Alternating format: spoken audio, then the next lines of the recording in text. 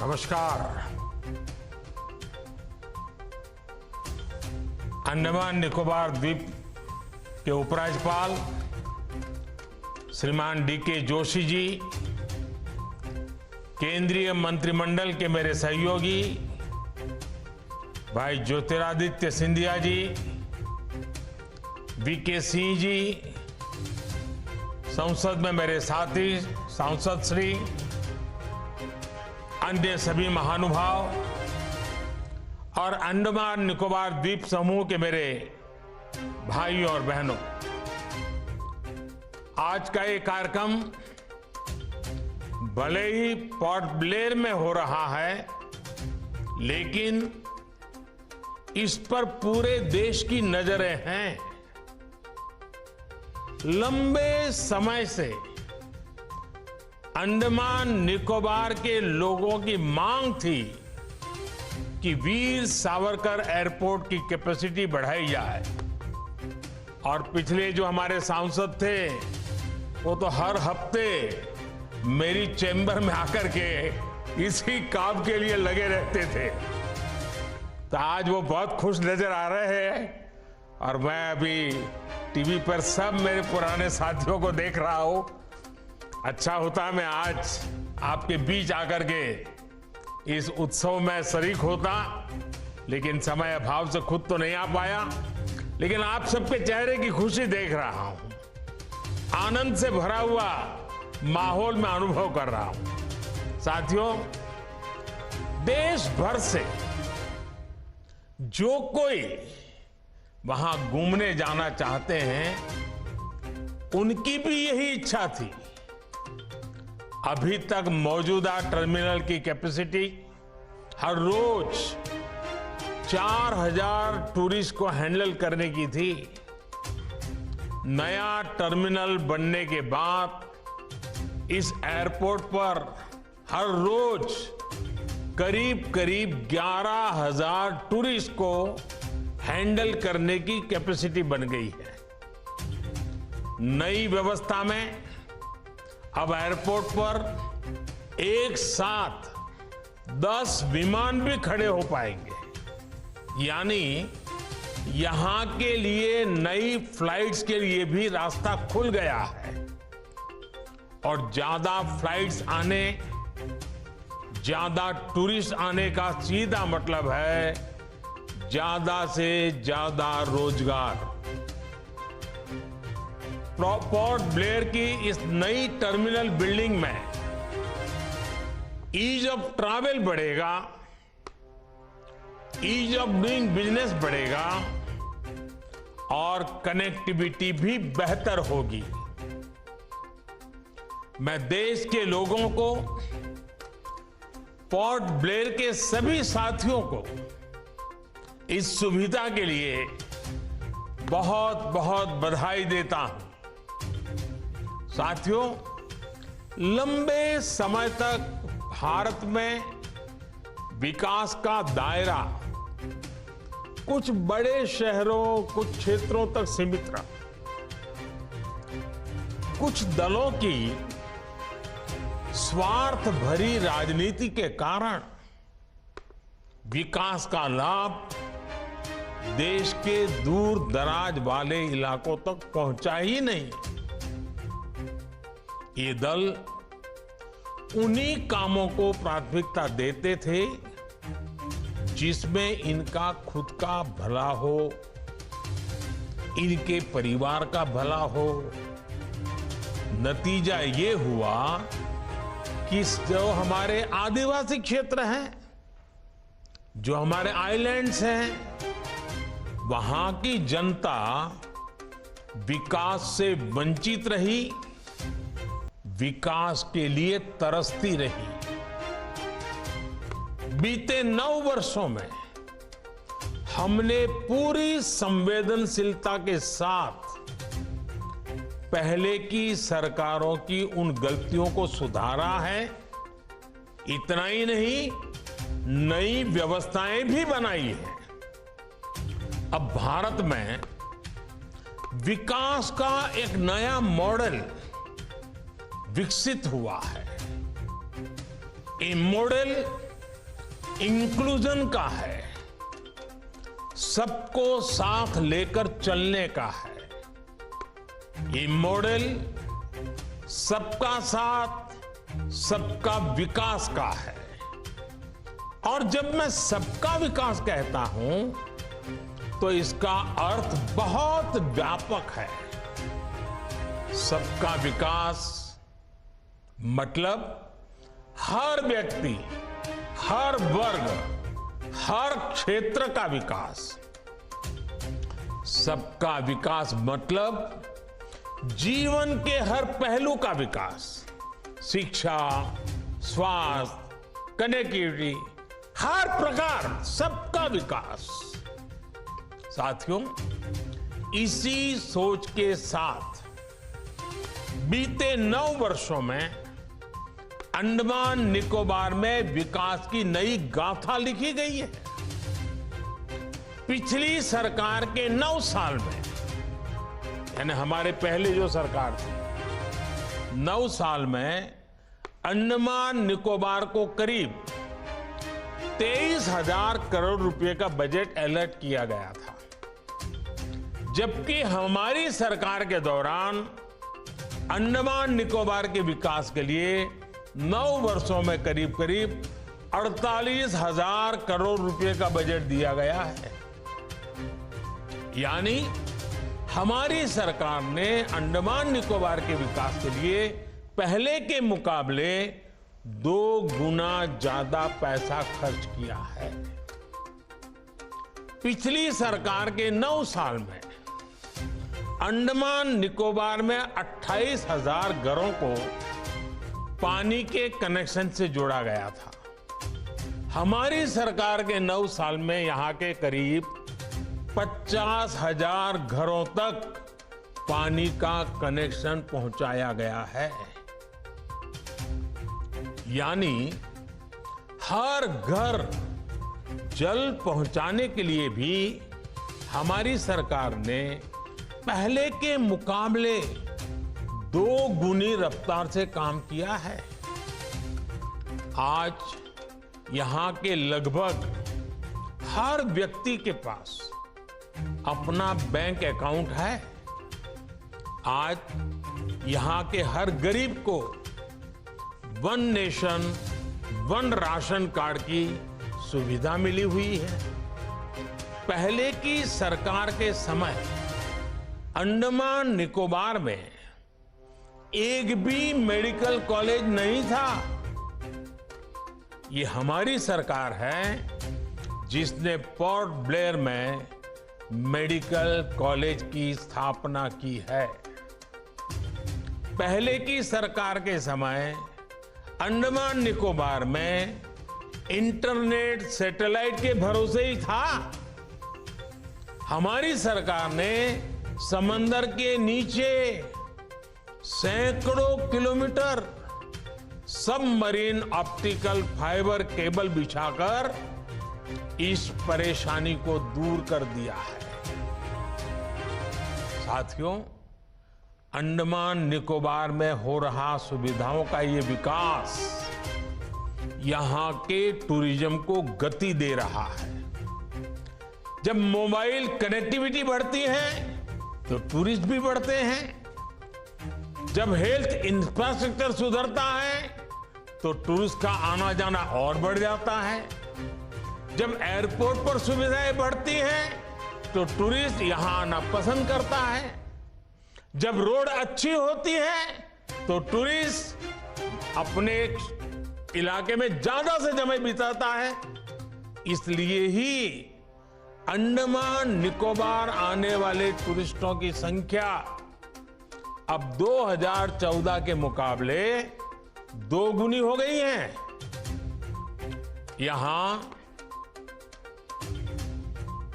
Snorkelling, scuba diving, सी cruise जैसे adventure के लिए आने वाले टूरिस्टों की संख्या भी बढ़ रही है। और साथियों, मेरे अंडमान निकोबार के भाई बहन सुन लीजिए, ये तो अभी शुरुआत है। आने वाले सालों में ये संख्या कई गुना बढ़ने वाली है।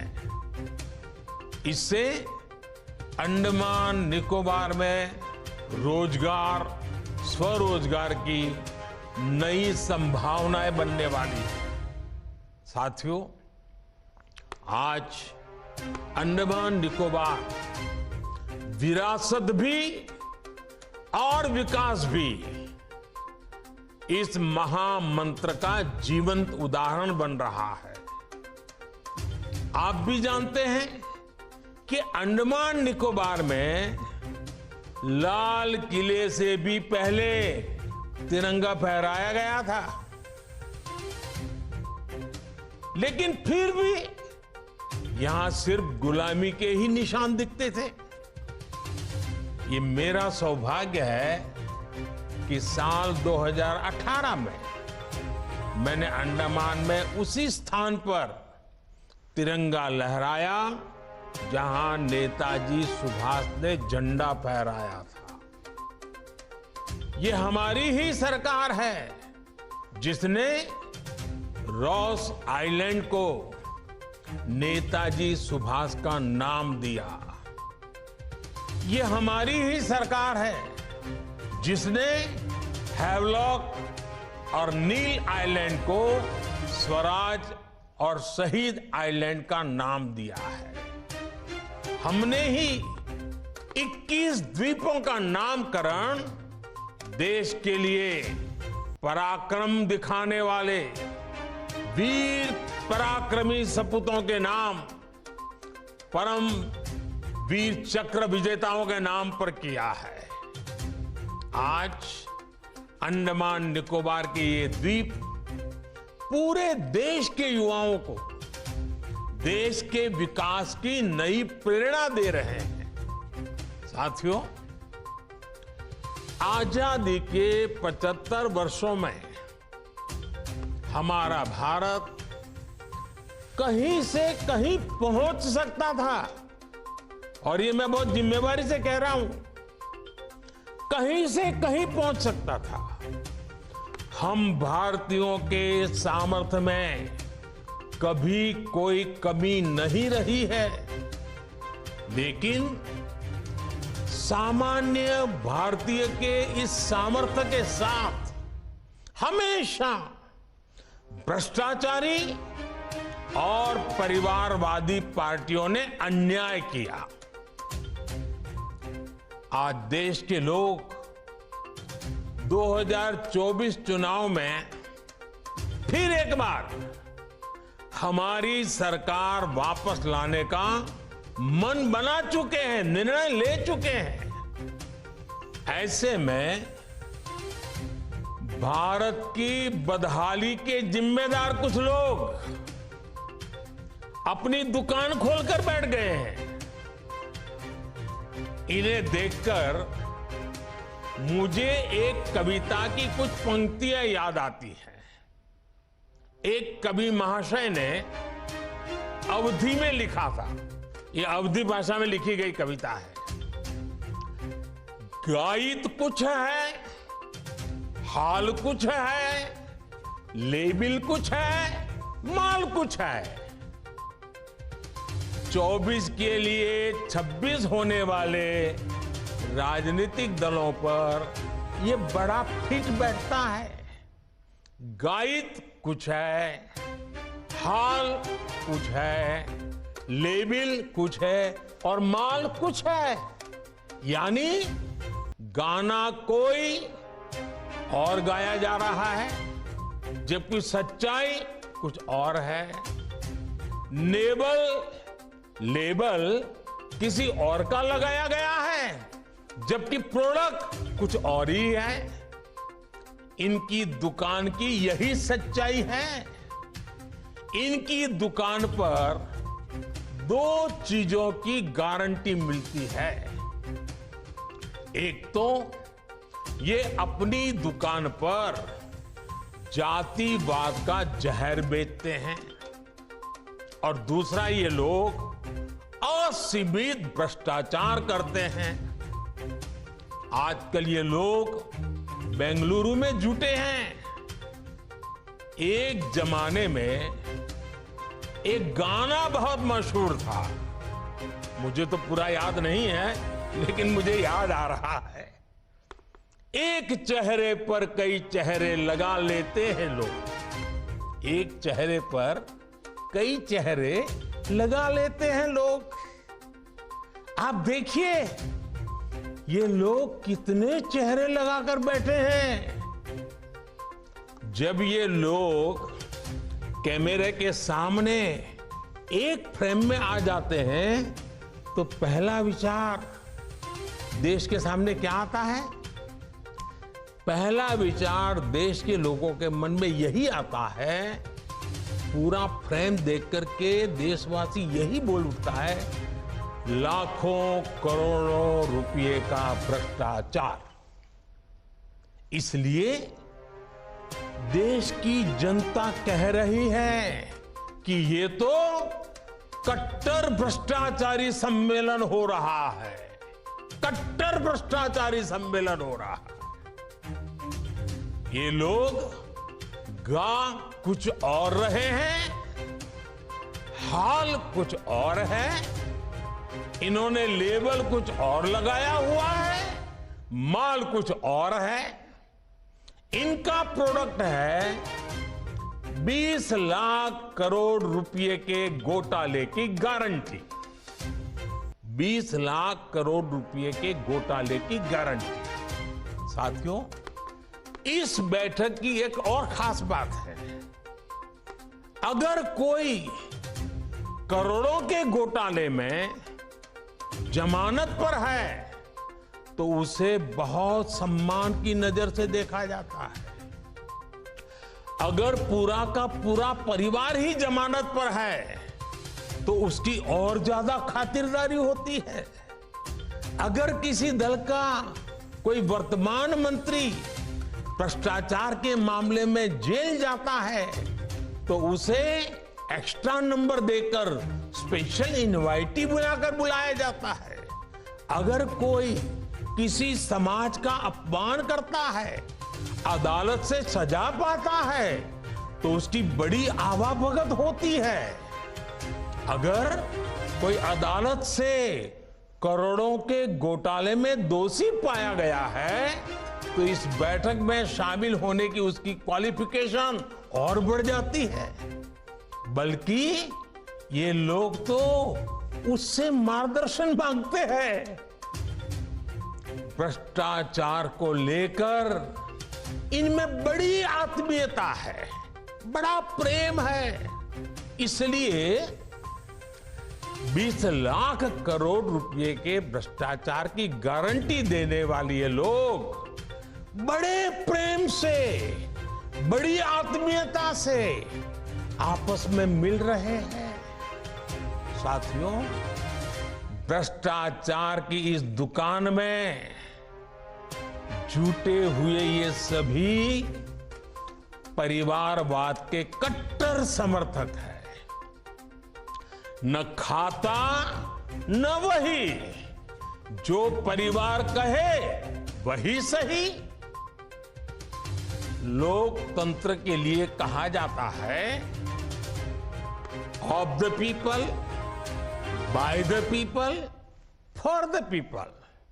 लेकिन इन परिवारवादियों का मंत्र है of the family, by the family, for the family.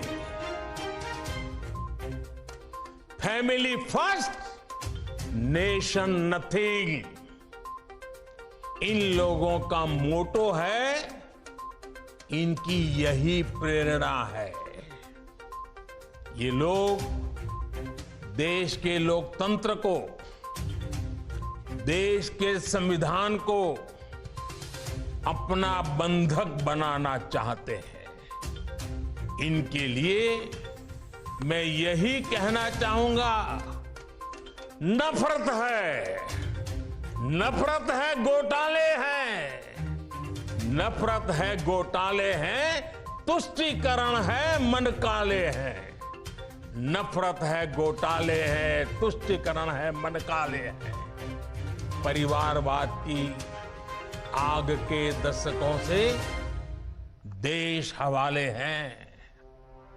साथियों, इनके लिए देश के गरीब के बच्चों का विकास नहीं, बल्कि अपने बच्चों का, अपने भाई भतीजों का विकास मायने रखता है।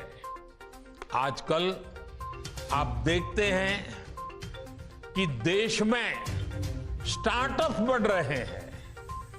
हमारे युवा बड़ी संख्या में पेटेंट करा रहे हैं, ट्रेडमार्क रजिस्टर करा रहे हैं।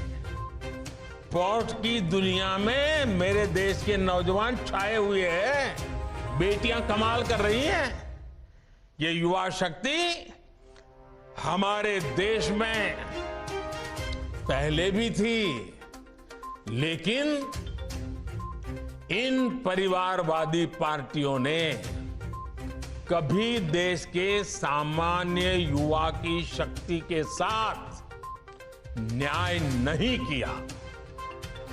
इनकी एक ही विचारधारा है, एक ही एजेंडा है, अपना परिवार बचाओ, परिवार के लिए भ्रष्टाचार बढ़ाओ।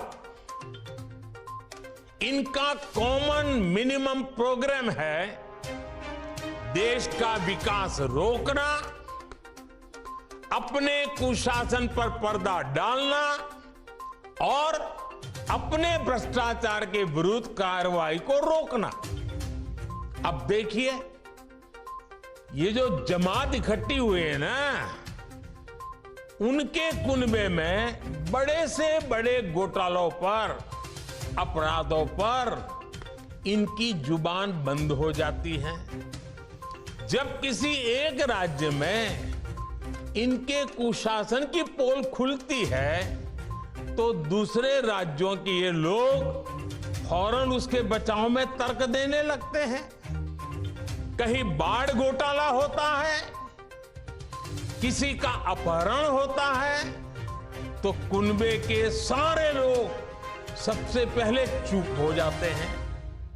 आपने देखा है कि कुछ दिन पहले ही पश्चिम बंगाल में पंचायत चुनाव हुए, वहां सरेआम हिंसा हुई, लगातार खून खराबा हो रहा है। इस पर भी इन सब की बोलती बंद है। कांग्रेस के, लेफ्ट के अपने कार्यकर्ता वहां खुद को बचाने की गुहार लगा रहे हैं, लेकिन कांग्रेस और लेफ्ट के नेताओं ने अपने स्वार्थ में अपने कार्यकर्ताओं को भी मरने के लिए छोड़ दिया है। राजस्थान में बेटियों से अत्याचार हो या परीक्षाओं के पेपर लीक हो रहे हो, इन्हें कुछ दिखाई नहीं देता। परिवर्तन की बातें करके जनता से विश्वासघात करने वाले जब करोड़ों का शराब घोटाला करते हैं, तो ये कुनबा फिर उन्हें कवर देने लग जाता है। इनका कट्टर भ्रष्टाचार उन्हें तब दिखाई देना बंद हो जाता है जब देश की कोई एजेंसी इन पर कार्रवाई करती है, तो उनका टैप रिकॉर्डर शुरू हो जाता है।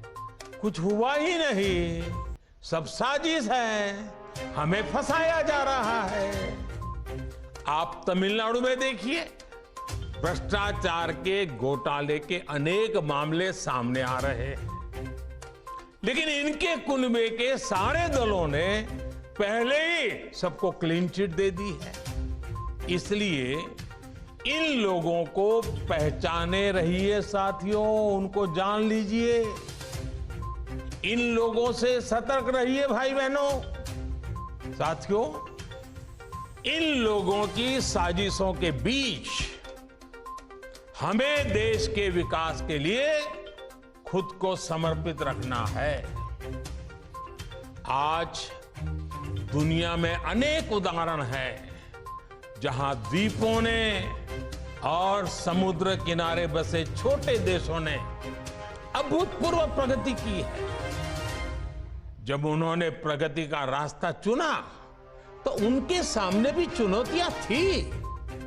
सब कुछ सरल नहीं था, लेकिन उन देशों ने दिखाया है जब विकास आता है तो हर प्रकार के समाधान लेकर आता है। मुझे विश्वास है अंडमान निकोबार द्वीप समूह में हो रहे विकास के काम इस पूरे क्षेत्र को और सशक्त करेंगे। कनेक्टिविटी की ये नई सुविधा वीर सावरकर इंटरनेशनल एयरपोर्ट का नया टर्मिनल्स सबके लिए लाभकारी हो, इसी कामना के साथ वीडियो कॉन्फ्रेंस के इस कार्यक्रम में भी इतनी बड़ी तादाद में आप लोग आए। आपकी खुशी में यहां से अनुभव कर रहा हूं, आपका उत्साह में अनुभव कर रहा हूं। ऐसे मौके पर एक नया विश्वास, नया संकल्प लेकर के देश आगे बढ़े, अंडमान निकोबार भी आगे बढ़े, इसी कामना के साथ आप सबको बहुत बहुत शुभकामनाएं, बहुत बहुत धन्यवाद।